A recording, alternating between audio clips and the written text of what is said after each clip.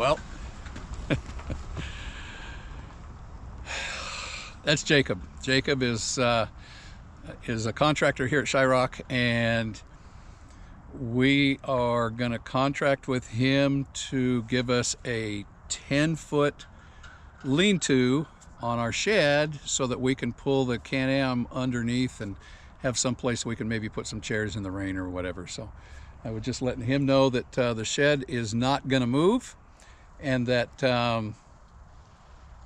if he ends up with some extra concrete on a job and he can save himself some money pouring some sonotubes for the lean-to, I was telling him if he wants to do it, have at it. So we, might have a lean-to by the time we come back next spring. Who knows? Oh, that'd be cool.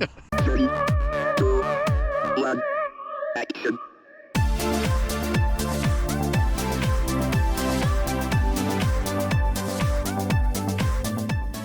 So originally our layout of the lot was going to be, this was going to be the driveway right here, and the driveway was going to go almost, bend just gracefully into the shed, and then it was going to Y off, and we were going to go at an angle back to the, it would be the northwest corner of the lot.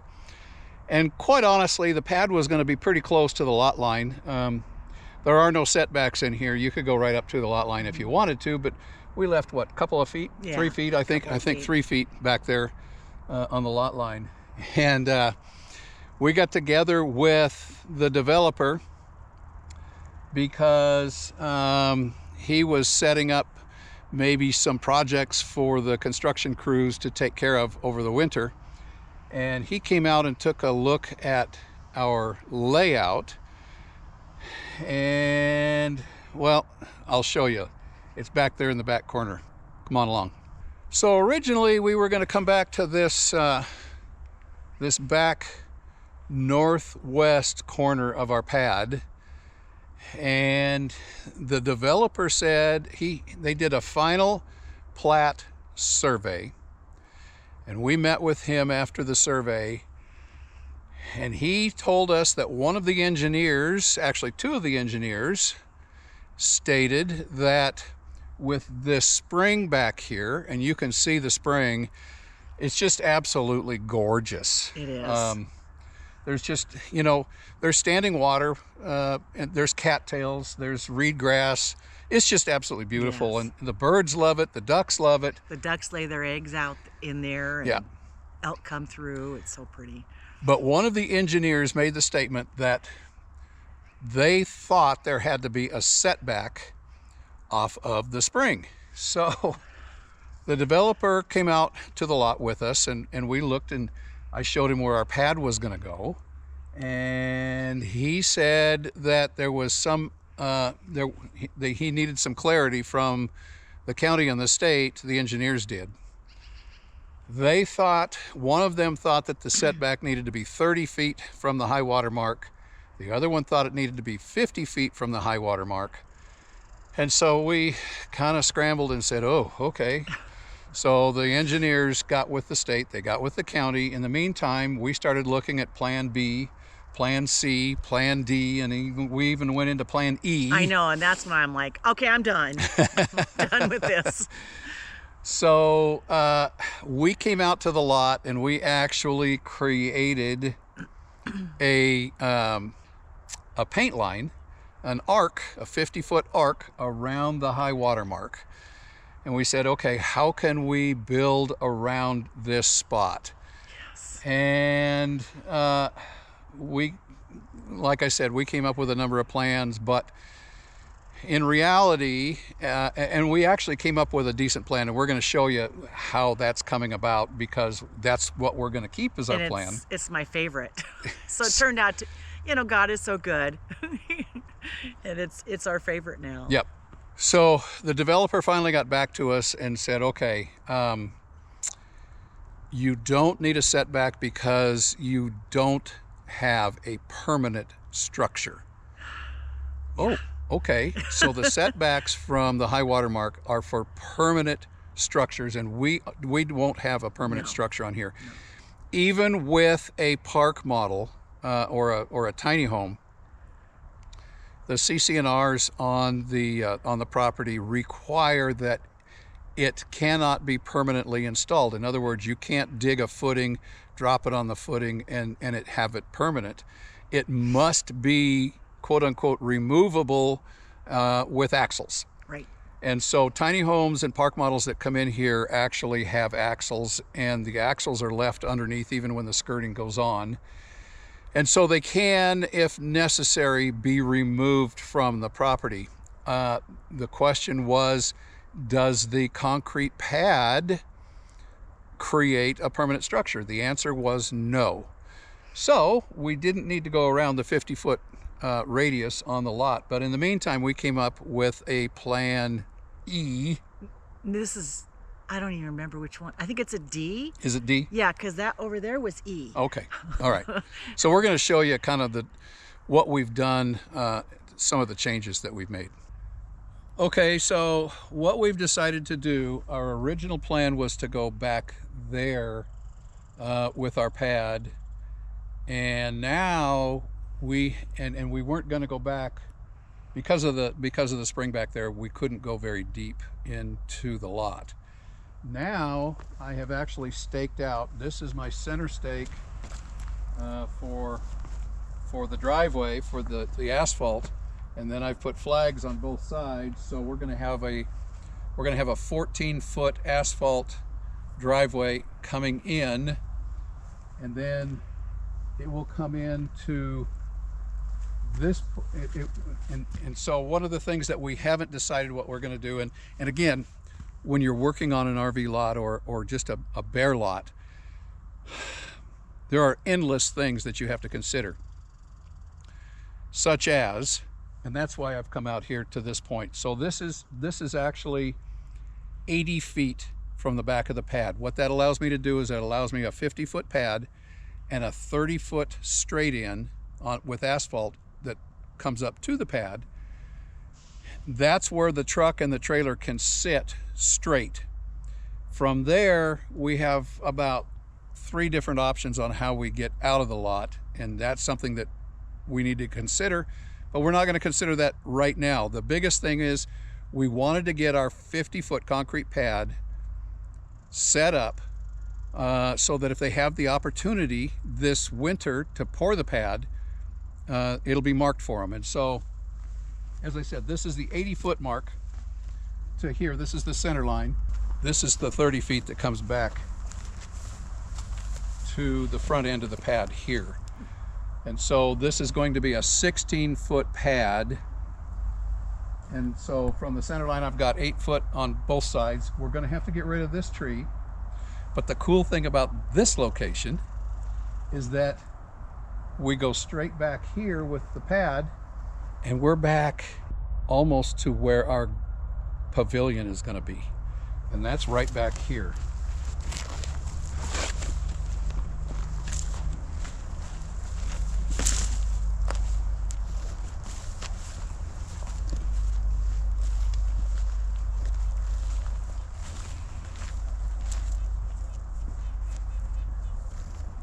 So this is going to be the back of our concrete pad. It's going to this is center line where I'm standing, and it's going to be 8 foot on both sides for a 16-foot wide pad. That gives us all this room back here. We're going to have this clump of trees taken out. About half of them are dead anyway, so they would come out anyway. And reluctantly, we're going to take out this big fir right here. We hate taking out big firs, but it's just so close. It's less than 10 feet away from the corner of the pad, and we just didn't want to risk the possibility of the roots growing underneath the pad and ruining the back of the pad. So this is going to be the back side of our pad. We're going to take this clump of trees out. We can drop the patio door down and have a nice patio out here. And this is going to be our view from our patio. It's absolutely going to be gorgeous. Yeah.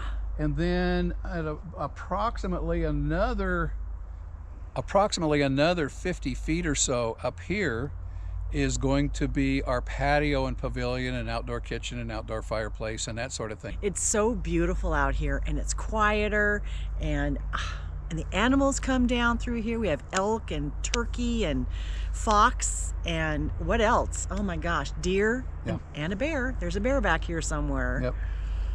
So anyway, this is going to be our new location for the pad, and it all stemmed because the engineers thought that we were going to have to create a buffer from the spring. But we actually like this location better on the lot. I love this. Yeah. Yes. This is more towards the center of the lot. It's closer to our pavilion in the back.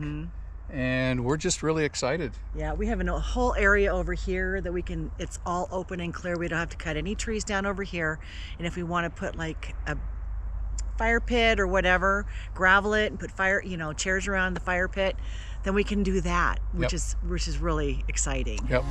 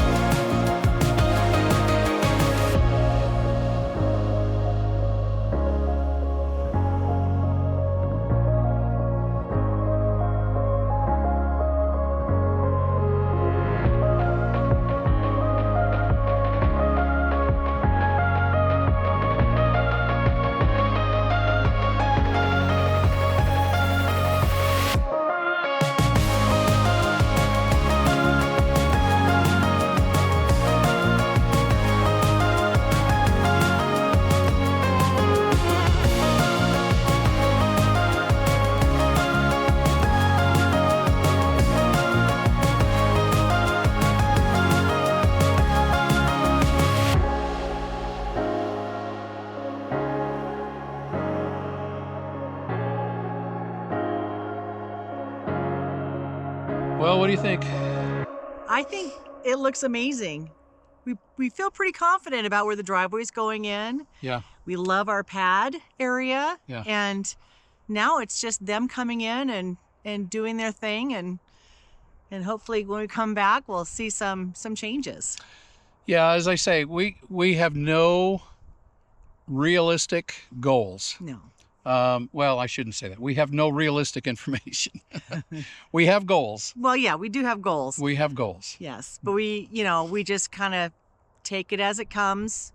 There's a lot of construction and stuff going on here, so we're going to be patient and know that we'll get it when it's time. Yeah, they're actually in the process of grading and paving the roads for phase 2. Mm-hmm. And once they get that done and start closing up the septic system for phase 2, then they can close on phase 2 lots and they can move on to phase 3. And a lot of that this winter is going to be dependent upon the weather, like we've said a number of times. We're not expecting anything. No. We haven't been promised anything. No.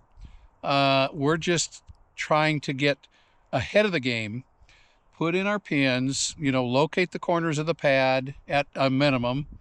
As I hope you could see on the footage before, we've kind of drawn out a driveway. Mm-hmm. We're not sold on that yet. We have a couple of other options that we could pursue, but we wanted to at least get in there and make sure that we could realistically come up with a decent driveway to back into and pull out of when we're here. That's right.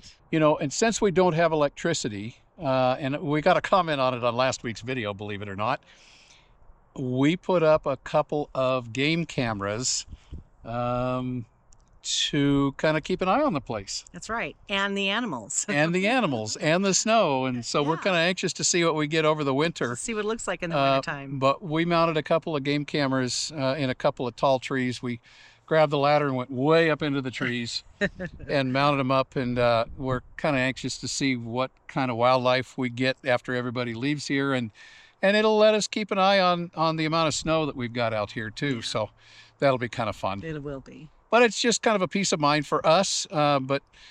Yes, we did put a couple of game cams up, trail cameras, and we've already seen a coyote. We've already seen a couple of neighbors come out and take a look at our lot. Well, a couple of neighbors and one family walking through with their dogs and yeah. But because we don't have electricity, I couldn't set up my security camera system like I normally would. Yeah. So this should work pretty well. Yeah, and that's next. Yep. So anyway, we've got it staked, we've got it pinned, the corners are pinned, and we're just gonna have to see what happens in the off season. Right. We wanted to kind of wrap this one up before we headed to Spokane. We're going over for a couple more birthdays, believe it or not. Summer birthdays, I tell you. Yeah, so we're gonna get those out of the way and see my mom and dad again before we leave, and see our son and our daughter and her family before we take off. And say goodbyes. Say our goodbyes and celebrate some birthdays, and then we're going to come back here for about a week or so and wrap everything up, get this buttoned up before we go, and we're going to hit the road. I can't believe it. Coming up pretty quick. It has come up too fast. Yep. Way fast. So anyway, we just kind of wanted to update you guys on our new lot. We have made some changes, and this is a series that we've got going on this lot, so we wanted to kind of catch you guys up on what's happening and give you the latest and greatest information that we have. That's right. All right, guys, we're going to wrap this one up from Shyrock. It all starts with an idea. Take those ideas, turn them into reality, make some memories. We'll talk to you next week. Bye-bye. Bye.